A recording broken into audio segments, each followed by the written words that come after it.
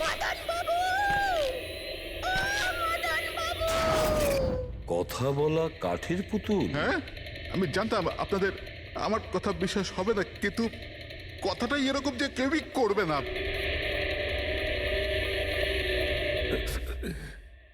Sir, আপনি এরকম কোনো পুতুলের ব্যাপারে শুনেছেন কখনো? না, জানেন কিছুদিন আগে আমার সাথে কি হয়েছিল? ওই দিন আমার জন্মদিন ছিল, ঘরের বেল বাজলো, তো আমি ভাবলাম যে আমার বন্ধুরা আমার সঙ্গে দেখা করতে এসেছে।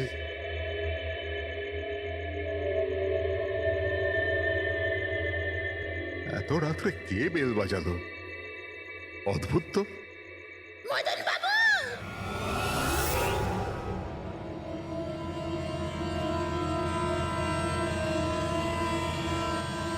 কে? দেখতে পাচ্ছেন না? আমি।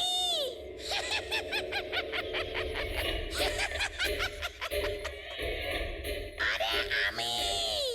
এত অবাক হওয়ার প্রয়োজন নেই। জানেন কি এখানে আমি কেন এসেছি? কেন? তোমার প্রাণ নিতে। কি?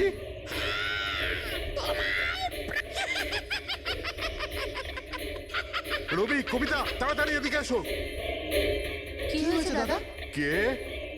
এ এ পুতুলটা এটা বলছে যে এ আমার প্রাণ নিয়ে নেবে। কি? হ্যাঁ দাদা, এটা একটা নির্জীব পুতুল। হ্যাঁ, ওটাই তো। তো এটা আপনার প্রাণ কি করে নেবে? দাদা, তুমি আমাদের সাথে মজা করছো? হ্যাঁ, না, তোমরা কি বলছো? রবি, আমি এরকম অদ্ভুত মজা কেন করব, তাও আজকের দিনে? আরে আমি নিজে শুনেছি যে ও বললো যে ও মেরে ফেলবে এক আমাকে। মিনিট, আমি দেখছি। কি? আস্তে আস্তে রবি। শান্ত হন।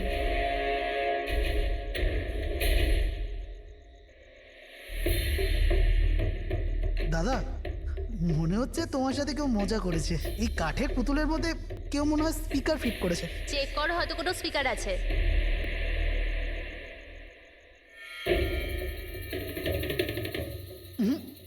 না, এখানে তো কিছু নেই।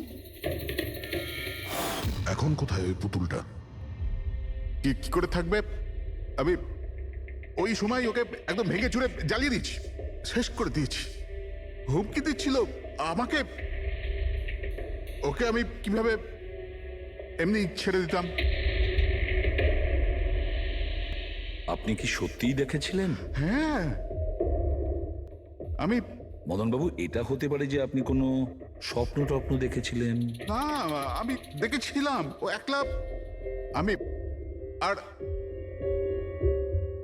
একবার নয়, এরকম আমার সাথে বেশ কিছুদিন পর। আমার মনে হয় মদন বাবুকে মারার সব থেকে ভালো উপায় এই যে ওনার বুকে ছুরি ঢুকিয়ে দিয়ে। এতে তো পুরো মেঝে রক্তে খারাপ হয়ে যাবে। সবচেয়ে বেস্ট উপায় হলো মদনবাবুকে বিষ দেওয়া হোক। একটা কাজ করা যাক, কেন না ওনার গলায় টিপে দেওয়া যাক। তো আপনি বলে দিন মদনবাবু, আপনি কিভাবে আপনার মৃত্যু হওয়া পছন্দ করেন? মদন বাবু, কোথায় যাচ্ছেন?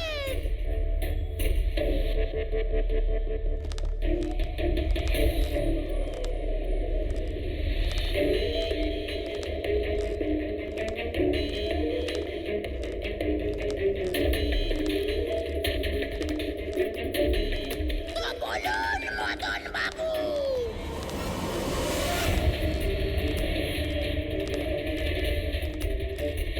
কিভাবে আপনি মরতে চান? বলুন মদন বাবু।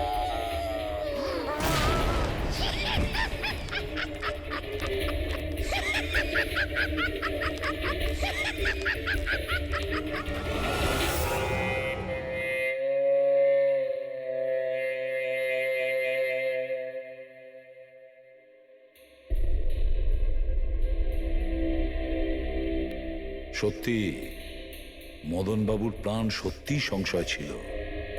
উনি সত্যিই বলছিলেন, কোনো ভ্রম ছিল না। এর মানে স্যার মদন বাবুর খুন এই পুতুলটা করেছে? কি যে বাজে কথা বলো না, পুতুল আবার খুন করতে পারে নাকি? তাহলে স্যার খুনটা করলো কে? সেই ফেডরিক যে কাঠের পুতুলের খেলাটা ভালো করে জানে। যখন আমরা এখানে এসেছিলাম তখন এই পুতুলটার হাতে এই ছুরি ছিল। সমস্ত প্রমাণ তো এর দিকেই আঙুল তুলছে। তাহলে খুন এই করেছে। দাদা দাদা প্লিজ প্লিজ দাদা স্যার এই পুতুলটা খুন করেনি। এক মিনিট, আপনারা কে? স্যার আমি কবিতা, ওনার স্ত্রী, আর ইনি মদন দা, ওনার বড় ভাই। উনি হলো রবি। তাহলে আপনারা এতক্ষণ কোথায় ছিলেন, কি করছিলেন? স্যার আজ আমাদের ম্যারেজ অ্যানিভার্সারি, সেজন্য আমরা বাইরে ডিনার করতে গেছিলাম। আমরা মদন দাকেও বলেছিলাম সাথে যেতে, কিন্তু উনি বারণ করে দিলেন। আর এইসব আপনি বলছেন যে মদনবাবুর খুন এই পুতুল করেনি? হ্যাঁ স্যার, এই পুতুলটা খুন করেনি। আপনি কি জানেন খুনিকে? আমার পুরো বিশ্বাস ওনার খুন সাদুল করেছে। উনি উনি ওনার উপর বদলা নিতে চেয়েছিলেন। আচ্ছা, যার কথা বলছেন সে কে? কিসের প্রতিশোধ নিতে চাইছে? সাদুল একজন ভেন্টাকলিস্টার ভয়েস ওভার আর্টিস্ট ছিল। মদনদা আর রবির বড়দা অঙ্কুশদার ছোটবেলার বন্ধু। অঙ্কুশদা ছোটবেলা থেকেই সাদুলকে খুব ভালোবাসতো। যখন উনি দেখলেন সাদুল জীবনে কত ঠোকর খাচ্ছেন, তো 5 বছর আগে উনি নিজের বাড়িটা সাদুলকে দিয়ে দিলেন, যাতে উনি ওনার থিয়েটার গ্রুপ চালাতে পারেন। যদি ওরা কোনোদিন অঙ্কুশদাকে ভাড়ার টাকা দিতে পারেনি, কিন্তু অঙ্কুশদার এই নিয়ে কোনোদিনই কোনো দুশ্চিন্তা হয়নি, কারণ উনি জানতেন যে এই কলাতে অত পয়সা পাওয়া যায় না। সাদুল আর ওনার স্টুডেন্টরা অঙ্কুশদার বাড়ি থেকেই নিজেদের ভেন্ট্রালোকুইজমের প্র্যাকটিস করত। পুতুল দিয়ে কথা বলানো এই শিল্পের ঘন্টার পর ঘন্টা বসে রিহার্সাল করতো। তাহলে একটা কথা তোমরা ভালো করে বুঝে নাও, ভেন্ট্রিলোকিজম এই শিল্পটা সহজ নয়, কিন্তু এটা আবার এতটাও মুশকিল নয়। এই শিল্পটা করার যে পদ্ধতি, এটার নামেই লুকিয়ে আছে। ভেন্ট্রিলোকিজম একটা ল্যাটিন শব্দ, যাতে ভেন্টারের মানে হচ্ছে পেট আর লোকি মানে হচ্ছে বলো। তাহলে ভেন্ট্রিলোকিজমের অর্থ পেট দিয়ে বলো। যেমন, হ্যালো বরুণ, কেমন আছো? তারপর একদিন অঙ্কুশদা মারা গেলেন, আর সব কিছু বদলে গেল। কারা? আরে আরে আরে আপনারা কি আরে করছেন? আরে কি হলো? আপনারা কে? আরে কি করছেন? কি করছেন? এরকম করছেন কেন আপনারা? আপনারা কারা? কি হয়েছে? এই কি অসভ্যতা? আরে আপনারা চাইছেনটা কি? আরে রবি, বলবান, কি হচ্ছে এখানে? কি হচ্ছে? এই যে এতদিন ধরে তোমরা বিনা পয়সার ফুটুনি মারছিলে না, আজ থেকে বন্ধ হয়ে গেল। আমি এখানে কোনো ধর্মশালা খুলে রাখিনি। কিন্তু বলবন্ত, অঙ্কুশ তো বলেছিল যে কে অঙ্কুশ? যে মরে গেছে, যে আর বেঁচে নেই, পৃথিবীতে আর নেই। এতদিন পর্যন্ত ওর পদ্ধতিতে চলেছো, আজ থেকে আমার পদ্ধতিতে চলতে হবে। বুঝতে পেরেছো? চলো জায়গা ফাঁকা করো। রবি, বোঝাও তোমার দাদাকে। ও কি বোঝাবে আমাকে? আমি বুঝতে পারি তো সবকিছু। আর যদি এখানে থাকতেই হয় তো ভাড়া দিতে হবে। ভাড়া? হ্যাঁ, ভাড়া। কত ভাড়া দিতে হবে আমাদের? 4 লাখ। 4 লাখ? 4 লাখ টাকা তো আমাদের কাছে নেই। নেই যখন তখন খালি করো, না হলে আমি পুলিশকে ডেকে তোমাদের সবাইকে জেলে পাঠিয়ে দেবো, আর ওখানে থাকবার জন্য কোনো ভাড়াও দিতে হবে না। বলবন্ত, আমাদের কিছুটা সময় দাও। তাড়াতাড়ি আমরা কোথায় যাব? সময় টময় কিছু পাওয়া যাবে না। অনেক দেখেছি, অনেক হয়েছে তোমাদের তামাশা। চলো স্যার স্যার, চলো। এরকম করবেন না প্লিজ স্যার, প্লিজ স্যার, এরকম করবেন না আর স্যার, 1 মিনিট, যতদিন না তোমরা আজ পর্যন্ত ওর ভাড়া দিচ্ছ, এই যে তোমাদের জিনিসপত্র পড়ে আছে না, আর এগুলো কি, এই কাঠপুতুলগুলো, এগুলো সব আমার কাছে থাকবে। কিন্তু তুমি এই সমস্ত জিনিস নিয়ে নিলে আমরা ভাড়া কি করে দেব? ওসব আমি জানি না। স্যার এরকম করবেন না স্যার, আমরা আপনার সব টাকা মিটিয়ে দেবো স্যার, প্লিজ। স্যার আপনার এগুলোকে নিষ্প্রাণ কাঠের পুতুল মনে হয়, কিন্তু আমাদের কাছে এগুলো প্রাণের সমান। ও ভাই ট্র্যাজেডি কিং, তোমার এই যে সব মেলোড্রামা আছে না, এগুলো আমার দাদা অঙ্কুশের সাথেই চলতো, আমার সাথে নয়। আর এই যে কি এ 4 লাখ টাকা রোজগার করে দেবে, এই কাঠপুতুলগুলো, আরে 4 লাখ কি 4,400 টাকাও রোজগার করে দিতে পারবেন এই কাঠপুতুলগুলো। জানো কেন? কারণ এই শিল্প শেষ হয়ে গেছে, জিরো। এই যে তোমাদের গুরু আছে না সাদুল, ওরই মতো কোনো কাজের নয়, লুজার, একজন লুজারও, বুঝলে? বেরো বেরো এই।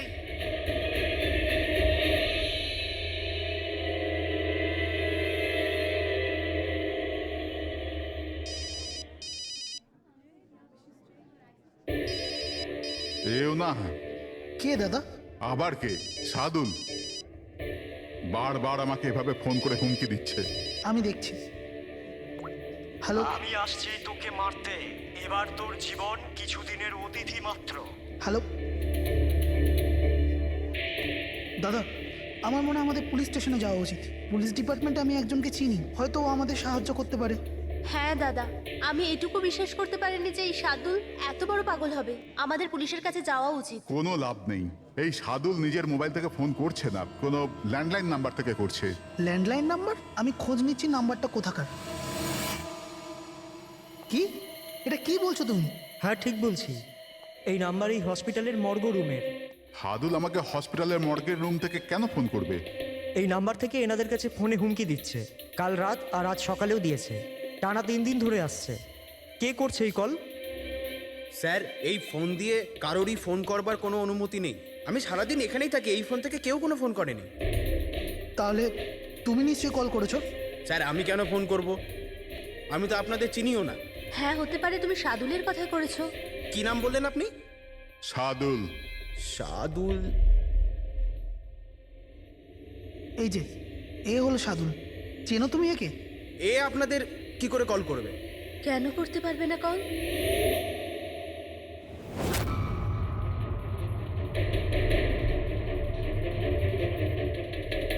এ কিভাবে হয়ে গেল?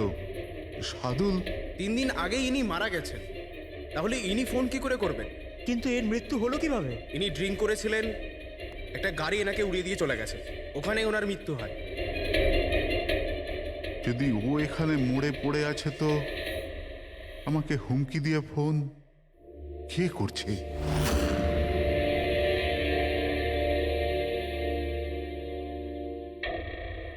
স্যার, হ্যাঁ, পুলিশের রেকর্ড অনুযায়ী তো এই সবকটা কল মর্গের ল্যান্ডলাইন থেকে এসেছিল। কিন্তু মর্গেন ল্যান্ডলাইন তো কেউ ইউজই করে না, তাহলে সব কি করে? পুরবি ভালো করে চেক করো, দেখো ব্যাপারটা কি। মনে হচ্ছে ব্যাপারটা গোলমেলে। স্যার, হ্যাঁ, উনি কিচ্ছু জানতে পারবেন না। আপনি এরকম কেন বলছেন? কারণ সিআইডি স্যার জীবিত লোকেদের ধরতে পারে, আত্মাদের নয়। আর আমি জানি এটা সাদুলের আত্মাই করেছে। দেখুন, এই আত্মা বলে কিছুই হয় না। আর আপনি একজন এডুকেটেড পার্সন হয়ে এইসব বলছেন? আপনিও তো পড়াশুনো জানা, আপনি বলুন না, একটা লাশ মর্গ থেকে ফোন কি করে করতে পারে? কি করে ওই মদনদার সাথে ওই পুতুলটা কথা বলতে পারে? স্যার, তাদের এটা নর্মাল মনে হচ্ছে। আপনারাও এমন কিছু ফিল করেছেন যেটা মদনবাবু করেছিলেন? হ্যাঁ স্যার। না, বাঁচাও, আমি তোমাদের ছাড়বো না। তোমরা খুব বিরক্ত করছো আমাকে, তোমাদের সবাইকে মেরে ফেলবো আমি, ছাড়বো না। দাদা সরে যাও। না দাদা, কি হলো? এদিকে আসবে না। আরে কিন্তু দাদা, এটা কি করছো তুমি? দাদা, কি? কাঠপুতুল আছে এখানে, সরে থাকো। কাঠের পুতুল? আমাকে মারতে এসেছে, আমি বলেছিলাম না। দাদা, 1 মিনিট দাদা, এটা কি করছো তুমি? রবি, এই এই আওয়াজটা ওপর থেকে আসছে। হ্যাঁ, কিন্তু উপরে তো কিছুই নেই, পুরো তো স্টোর রুম আছে আর একটা বন্ধ ঘর আছে। Store room? হ্যাঁ, ওই স্টোর রুমের মধ্যেই তো আমি সমস্ত কাঠপুতুলগুলো একটা বড় বাক্সের মধ্যে তালা লাগিয়ে বন্ধ করে রেখেছি। কাঠের পুতুল? ওগুলো সব বাইরে চলে এসছে কিভাবে? কি?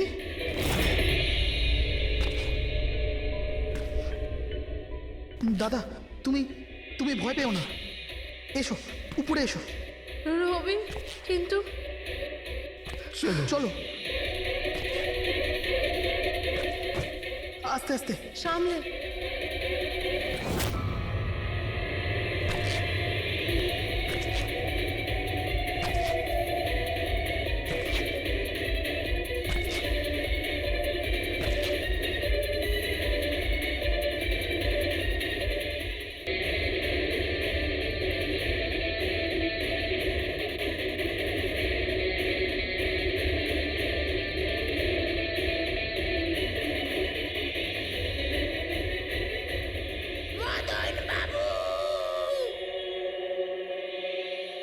দাদা আওয়াজ এই ঘর থেকে আসছে। হ্যাঁ এসো।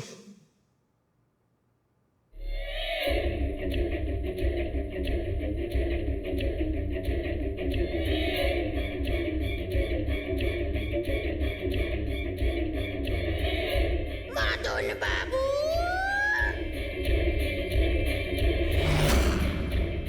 মদন বাবু, কেমন লাগলো আমার সাথে দেখা করে? ভাবলাম মারবার আগে একবার দেখা তো করে নি।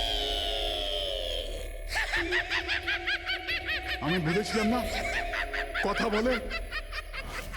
স্যার, মদন দাদা সব পুতুলগুলোকে বাক্সে বন্দি করে রেখেছিল, কিন্তু কি করে জানি না এই পুতুলগুলো কোথা কোথা থেকে বেরিয়ে আসছিল। আমরা ওই বাক্সটাও দেখতে চাই, ওই রুমটাও যেখানে ওই তোমরা কাঠের পুতুলটা দেখেছিলে, সেটা কোথায়? স্যার দুটো ঘরই উপরে স্যার। চলো দেখাও। আসুন স্যার।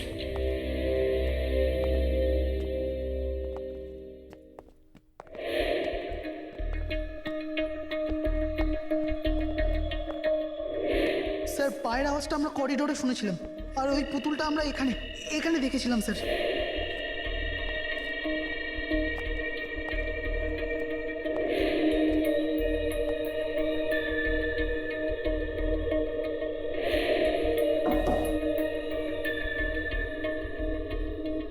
আচ্ছা এটা বলুন যে এই রুমটা এত ফাঁকা কেন? স্যার আমি ভেবেছিলাম কি এখানে ট্রেডমিল আর বাইসাইকেল রাখবো, একটু এক্সারসাইজ করব, কিন্তু সময় পাইনি।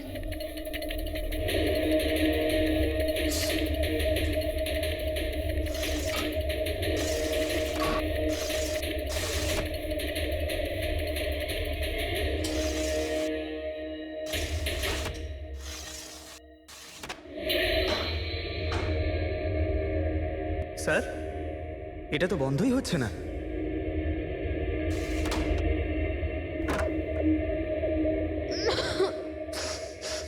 আসুন স্যার।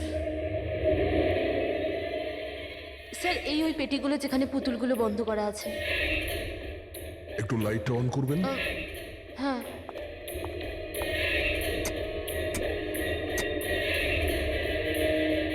স্যার এই ঘরটা অনেক দিন ধরে বন্ধ আছে, তো মনে হয় বাল্বটা খারাপ হয়ে গেছে।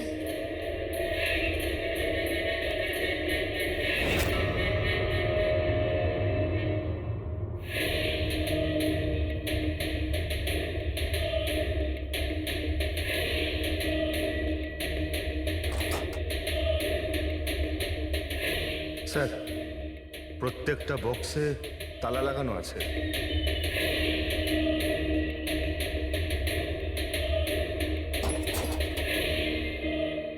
কিন্তু এই তালাটা শক্তপোক্ত নয়, যে কেউ একে খুব সহজেই খুলতে পারে।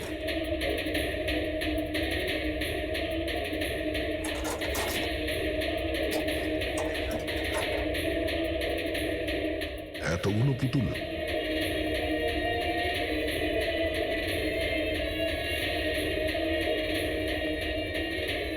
দেখি একটু এতে কোনো মেকানিজম করা নেই তো?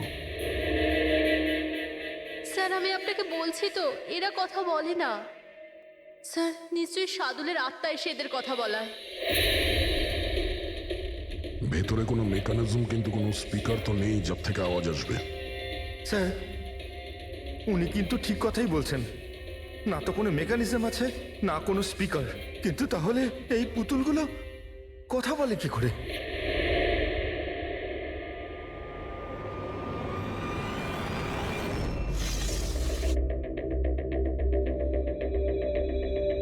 লকটা কি খারাপ? লকটা খারাপ স্যার।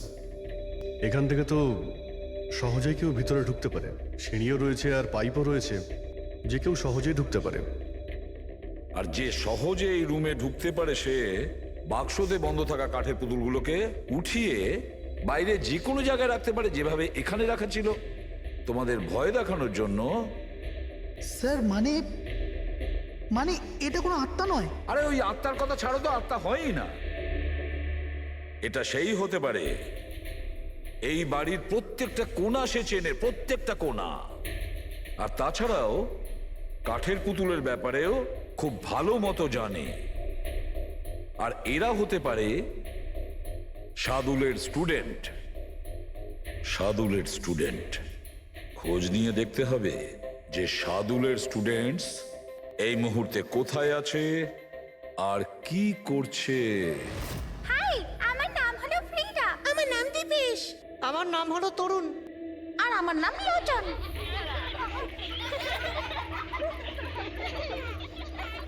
আজ আমি তোমাদের একটা দারুণ গল্প শোনাতে চলেছি। না, সবসময় কেন তুমি শোনাবে গল্প? আরে তুই তো আপত্তি কিসের? হ্যাঁ, ফ্রিডা, তোমার সবসময় ভালো রোল প্রয়োজন পড়ে। হ্যাঁ দীপেশ, তুমি একদম ঠিক বলেছ। পরিশ্রম আমরা করি আর ফেমাস তুমি হয়ে যাও। তোমার পুতুলও তো সেই কথাই বলছে। স্যার, বুঝতে পারছি না স্যার, এটা এই পুতুলগুলো কথা বলছে কি করে? আরে পঙ্কজ, এটা একটা আর্ট, ভয়েস চেঞ্জ করার আর্ট। এটাকে বলে ভেন্ট্রিকুলিজম। একদম। কথা তো এরাই বলছে, কিন্তু মনে হয় যেন এই আওয়াজ পুতুলের মুখ থেকে বেরোচ্ছে। কিন্তু স্যার, এরা কোথায় কথা বলছে? আপনি দেখুন না, এদের তো ঠোঁটটা পর্যন্ত বন্ধ। দেখো, আমি বলছি আমি বেস্ট। এটাই তো শিল্প পঙ্কজ, মুখ না খুলে এত পরিষ্কার কথা বলা। আওয়াজ এখানে এই পেট থেকে বেরোয়। ওই আর্টটাও এদের মতো শিল্পীরই তৈরি করা। ওই পুতুলগুলো এই আর্টের দ্বারাই মদনবাবুর সঙ্গে কথা বলে, আর ওই নিউজ রিডারও। কিন্তু স্যার, এরা তো পুতুলগুলোকে হাত দিয়ে নাড়াচ্ছে স্যার। হ্যাঁ, এরকমই তো হয় পাপেট শোয়ে। কিন্তু মদন বাবু ওই পুতুলটা দেখেছিল স্যার, ওটাতে কেউ হাত দিয়ে নাড়াচ্ছিল না, আর না কথা বলছিল এভাবে। হ্যাঁ ঠিক আছে, হতে পারে কোনো মেকানিজম ফিট করেছিল ওই পুতুলে, যেটা কোনো রিমোট কন্ট্রোল দিয়ে অপারেট করা হতো। স্যার, কিন্তু রবি বলছিল যে ওর ভেতর কিচ্ছু নেই, কিচ্ছু নেই। সাউন্ড মেকানিজম ছিল না, কিন্তু ওর মাথার ভেতরে কোনো মেকানিজম ছিল, যার কারণে ওর মাথা আর মুখটা নড়তো, যেটা হতে পারে রবি দেখেনি। এইরকম পুতুল তৈরি করা শার্দুল বা ওর কোনো স্টুডেন্টেরই কাজ হতে পারে, যে মদনবাবুর বাড়ির কোনা কোনা চেনে। এরা জানতে পারে ওই জানলার ব্যাপারে, যার লকটা ভাঙা ছিল। বাড়িতে ঢুকে প্রত্যেক জায়গায় পুতুল বসানো আর ওদের দিয়ে কথা বলা তো এদের বাঁ হাতের কাজ। কিন্তু স্যার, মর্গ থেকে এরা কল কি করে করলো? স্যার, হ্যাঁ, স্যার, স্যার, জানতে পেরে গেছি যে মর্গ রুমের ফোনগুলো কিভাবে আসছে। কিভাবে? স্যার, এর জন্য স্কুফিং সফটওয়্যার ব্যবহার করা হয়েছে। স্কুফিং সফটওয়্যার? সেটা আবার কি? স্যার, এক্ষুনি বলছি।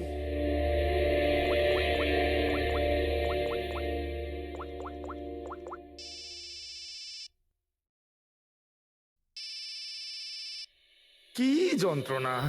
আমার ওয়াইফকে এখনই ফোন করতে হলো। হ্যাঁ স্যার, আমি কারেন্টের বিলটা দিতে না আবার ভুলে গেছি। মনে হয় লাইনটা কেটে দিয়ে গেছে। আমাকে বকবে বলেই ফোনটা করেছে। ফোনটা তোলা ঠিক হবে? ধরো, যাও তাড়াতাড়ি কথা বলে নাও। হ্যালো, হ্যাঁ, আমি বাড়ি ফেরার সময় কারেন্টের বিলটা দিয়ে বাড়ি যাবো। রেডি স্যার, এইবার কারেন্ট কেটেই যাবে।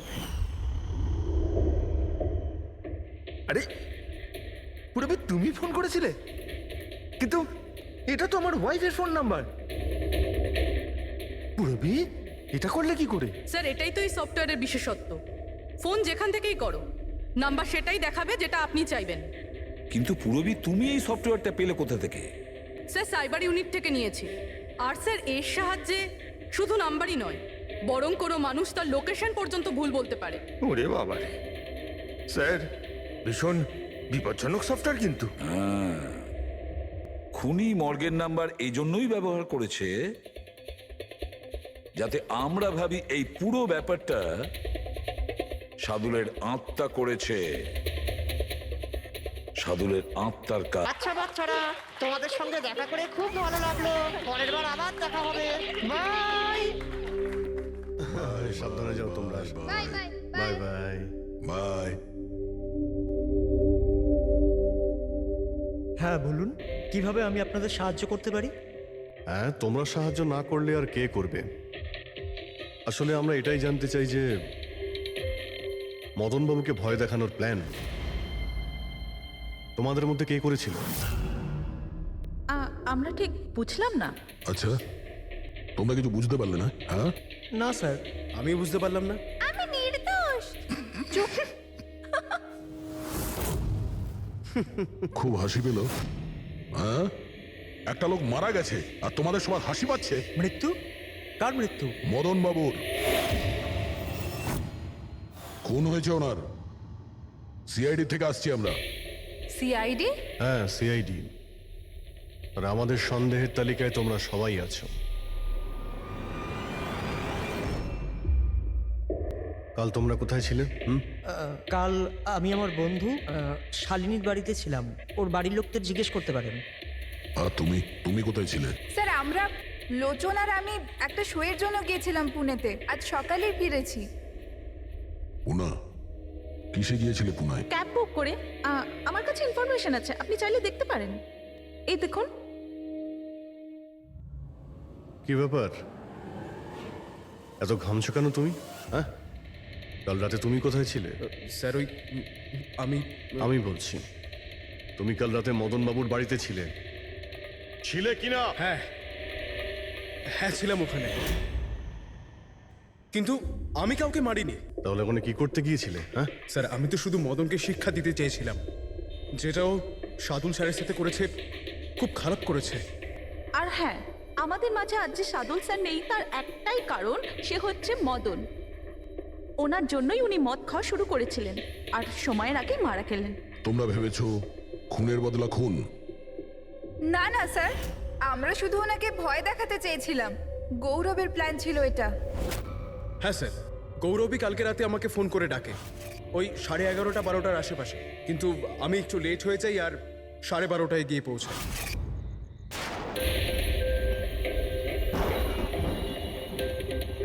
আজ তো এমনিতেই অনেক লেট হয়ে গেছি, মেরেই ফেলবে গৌরব আমাকে।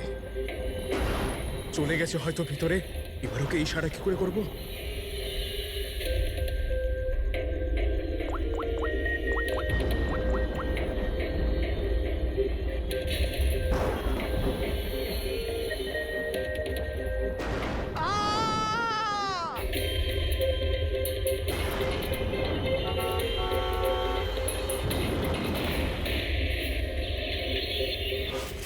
গন্ডগোল তো করেই ফেলেছ, মদনবাবুর খুন হয়ে গেছে। স্যার আমার এই খুনের সাথে কোনো রকম সম্পর্ক নেই। আর গৌরবের? স্যার এটা তো গৌরবই বলতে পারবে, তাই না? ঠিক আছে, গৌরবকে ডাকো। কোথায় ও? গৌরব তো এখন গোয়াতে আছে। গোয়া? গোয়াতে কেন? স্যার এটা জানি না। ওকে কিন্তু বাঁচানোর চেষ্টা করবে না, নাহলে তুমি ফেসে যাবে, বুঝেছো? না স্যার, এরকম ব্যাপার নয়। কালকে রাতে যখন ওকে আমি ফোন করি তখন ওর ফোন বন্ধ ছিল। আজকে সকালে মেসেজ আসে আমার কাছে। মেসেজ দেখাও তো। স্যার কাল রাত্রে যেটা হয়েছিল সেটা হওয়ার কথা নয়। আমি গোয়া পৌঁছে গেছি কিছুদিন গা ঢাকা দেওয়ার জন্য। কিন্তু এ গোয়াতে কখন পৌঁছলো আর কিভাবে? যখন আমরা ক্রাইম সিনে পৌঁছেছিলাম তখন তো ও ওখানে ছিল না। হ্যাঁ, যদি আমরা এটাও ভেবে নিই যে যখন আমরা ওখানে পৌঁছলাম তার ঠিক আগে ও ওখান থেকে বেরিয়ে গেছে, তাহলে ও গোয়া কি করে পৌঁছবে? খুন হয়েছিল রাত 1টার সময় আর তারপরে আমরা ওখানে পৌঁছেছি। ফ্লাইট নেই গোয়া যাওয়ার জন্য। স্যার হতে পারে ফ্লাইটে না গিয়ে বাসে বা গাড়ি করে গেছে হয়তো। না পঙ্কজ, ড্রাইভ করে গোয়া পৌঁছতে মিনিমাম 12 ঘন্টা লাগে, আর এই মেসেজটা এসছে সকাল 9টার সময়। মানে গোয়া পৌঁছানোর আগেই ও মেসেজ করে দিয়েছে যে ও গোয়া পৌঁছে গেছে। পঙ্কজ, খোঁজ নিয়ে দেখো যে গৌরবের ফোনের লাস্ট লোকেশন কোথায় দেখাচ্ছে। তুমি গৌরবের নাম্বারটা দাও। আচ্ছা ঠিক আছে, থ্যাংক ইউ। স্যার স্যার গৌরবের শেষ লোকেশন ছিল ওই মদনবাবুর বাড়ি, আর কাল রাত 11:30টার সময় ওর মোবাইল বন্ধ হয়েছে। 11:30? Hello, thank you sir. Gaurav নামের কোনো ব্যক্তি গোয়ার কোনো ফ্লাইটেই ছিল না, না আজকে সকালে না কাল রাতে। আর তাছাড়া স্যার একে কোনো এয়ারপোর্টে সিসিটিভি ফুটেজেই দেখা যায়নি। মানে আমাদের সন্দেহ একদম ঠিক, গৌরব এখানেই আছে। তাহলে ও বা অন্য কেউ ওর ফোন থেকে এই মেসেজটা পাঠিয়েছে যে ও গোয়া চলে গেছে। কিন্তু স্যার, কেউ এরকমটা করবে কেন? সেটা তো আমি জানি না ফ্রেডি, কিন্তু একটা কথা আমি বুঝতে পারছি না, গৌরব তো চাইলে যে কোনো সময় মদনবাবুকে মারতে পারতো। এসব নাটক করার কি প্রয়োজন ছিল? আর ওরা 4 জন এই কাঠপুতুলের খেলাটাই বা কেন খেলছিল? আর ও যদি মদনবাবুকে মেরেই থাকে তাহলে ওর 4 জন বন্ধুকে কেনই বা বললো না? সন্দেহটা আমার এইখানে। এর একটাই কারণ বস, হতে পারে গৌরবকে তাড়াহুড়োতে মদনবাবুকে মারতে হচ্ছে যখন ও ধরা পড়ে যায়, আর না হলে খুনি গৌরব না, অন্য কেউ। স্যার, খুনি যদি অন্য কেউ হবে তাহলে এই গৌরব কোথায়? হতে পারে খুনি গৌরবকে মেরে গায়েব করে দিয়েছে, আর আমাদের সামনে এমন প্রমাণ ফেলে দিয়েছে যে আমাদের মনে হয় যে ও পালিয়ে বেড়াচ্ছে, গোয়াতে আছে ও। এই লোকটা ভাঙা রয়েছে। এই জানলা দিয়ে গৌরব আর ওর বন্ধুরা ভিতরে আসতো আর মদনবাবুকে ভয় দেখাতো। আর এই গৌরব কাল রাতে এখানে এসেছিল, তারপর থেকেই গায়েব হয়ে গেছে। তাহলে হতে পারে ওর সঙ্গে যা হয়েছে এখানেই হয়েছে। কিন্তু ওর সাথে যদি এখানে কিছু হয়ে থাকে তাহলে কিছু না কিছু তো ট্রেসেস পাওয়া উচিত। তাহলে একবার টেস্ট করে দেখা যাক। রবি, স্যার,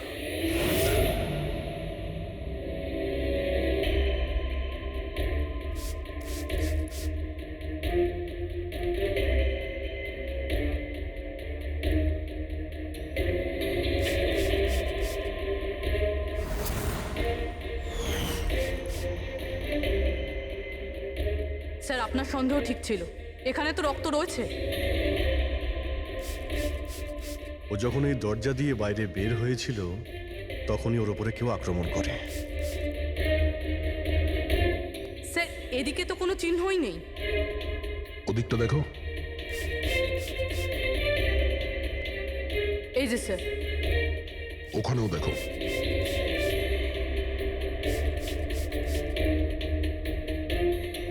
ও, তার মানে হামলা করার পর গৌরবকে টেনে হিচড়ে স্টোর রুমের কাছে নিয়ে আসা হয়েছে।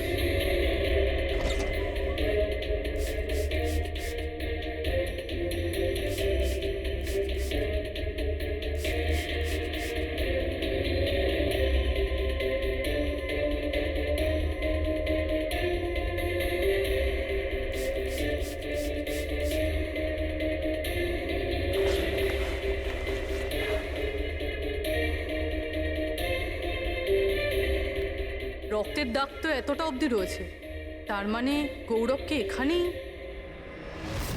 আর আমরা এখানে এলাম কিন্তু আমরা জানতেই পারলাম না। আর তারপরও গায়েব হয়ে যায়। মনে হচ্ছে এখন বডিটাকে কোথাও পুঁতে দিচ্ছে এই বাড়ির লোকেরা।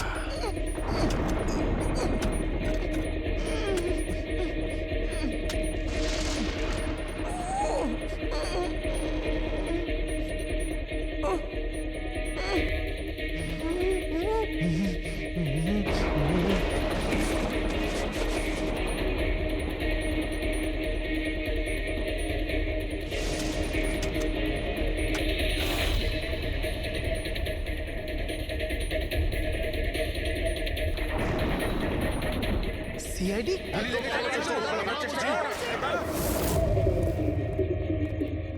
সরে যাও, পিছিয়ে যাও। স্যার। হ্যাঁ, জীবিত আছে। তাড়াতাড়ি হসপিটালে নিয়ে যাও। তোমরা কবর দিতে চাইছিল ওকে? হ্যাঁ, কিন্তু আপনি কি করে জানলেন আমরা এখানে? আজকাল মোবাইলের মাধ্যমে আমরা অপরাধীকে ধরে ফেলি।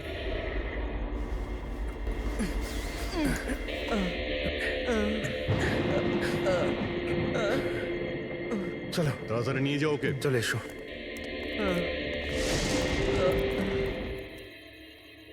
ওই স্বার্থপর আর লোভী মানুষটার মরে যাওয়াই ঠিক ছিল। অঙ্কুশদা মারা যাওয়ার পর মদনদা নিজেই সব প্রপার্টি দখল করতে চেয়েছিল। আমরা কি পেতাম? লবণঙ্কা।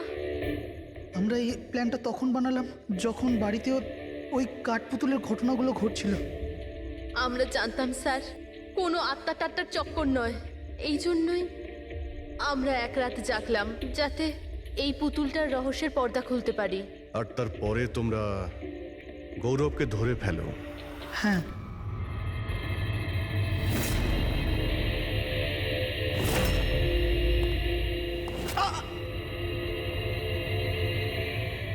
গৌরবের থেকে সব সত্যিটা জানার পর আমরা ভাবলাম যে ওর ওই কাঠপুতুলের খেলার সুযোগ নিয়ে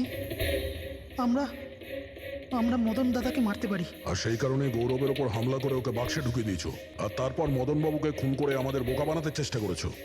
আর এটা দেখাতে চেয়েছিলে যে খুন পুতুল করেছে। হ্যাঁ, আমরা জানতাম যে সিআইডি কখনোই আত্মাদের গল্প আর পুতুলদের খেলার উপর বিশ্বাস করবে না। আর আপনারা সোজা সন্দেহ করবেন সাধুলের স্টুডেন্টদের, বিশেষ করে গৌরবের ওপর। আর আমাদের মিসলিড করার জন্য গোয়ার ওই মেসেজ পাঠিয়ে দিলে। হ্যাঁ, আমরা ভেবেছিলাম যে আপনারা সারা জীবন ধরে গৌরবকে এখানে ওখানে খুঁজতে থাকবেন, আর আমরা ওকে মেরে এখানে পুঁতে দেবো। টাকার জন্য তোমরা নিজের দাদাকে মেরে ফেলেছো। কি করবে এই টাকা নিয়ে? আর না এখন এই টাকা তোমাদের জেলে যাওয়ার থেকে বাঁচাতে পারবে, আর না ফাঁসির দড়ি থেকে।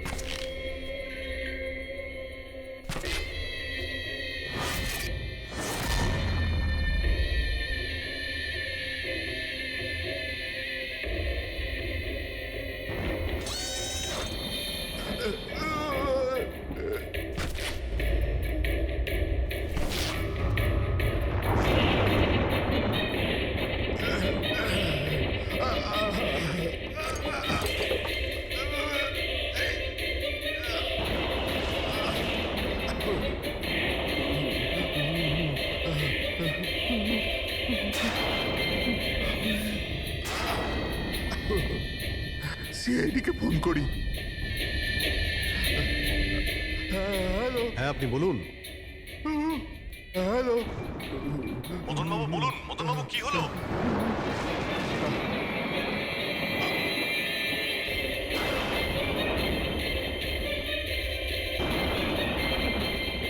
না না,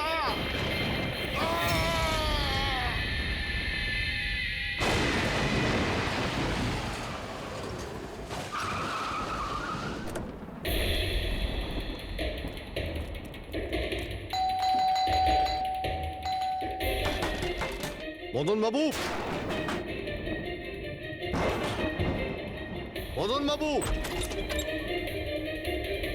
মদনবাবু, মদনবাবু,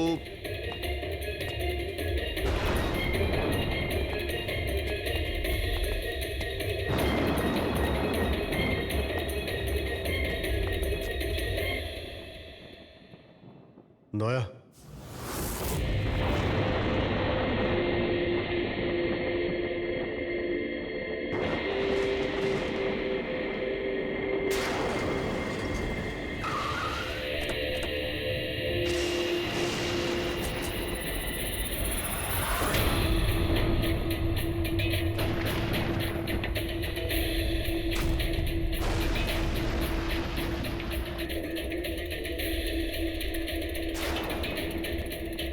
মদনবাবু, এই কে? এই কে এখানে?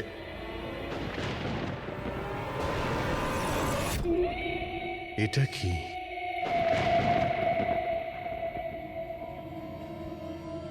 পুতুল?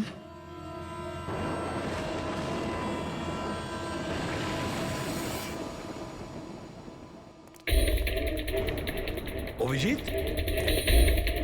স্যার, আমরা দেরি করে ফেলেছি।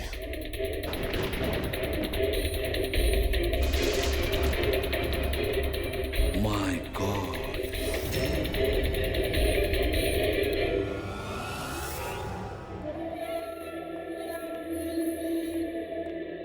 এই নিন। আস্তে আস্তে আস্তে।